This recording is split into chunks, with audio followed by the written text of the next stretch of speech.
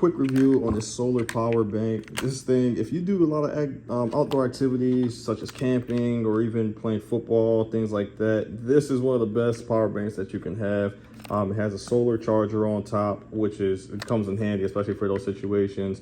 It has a wireless charger. As you can see, I put my AirPods right on top. Actually, you press the power button, put your AirPods right on top, let it turn on. As you can see, it's going to charge it.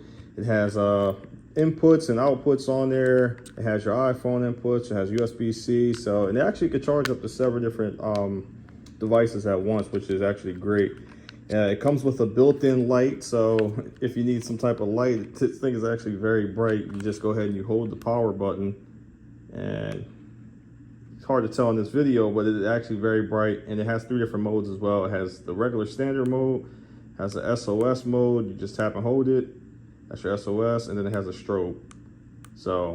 But yeah, this thing is definitely one of the best power banks that I own. You probably could get about 8 to 9 charges out of it before you actually need to recharge it or whatnot. But I have no problem actually recharging this thing.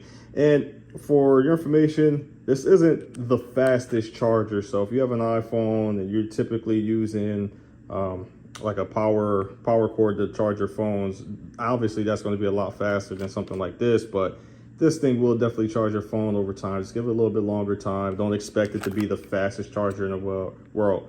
It also has a built-in compass. It's not the greatest compass out there, but it definitely will get the job done. And you have your lanyard holder, so if you want to connect it on like a hiking bag or something like that, you can go ahead and do that. But it actually has a built-in hand cranker too. So if you're in a pinch or something like that, you lose power, you actually need a charge on your power bank, you can go ahead and crank this up. Not sure how many times you got to turn it to even get a decent charge on it, but this is an option for it as well.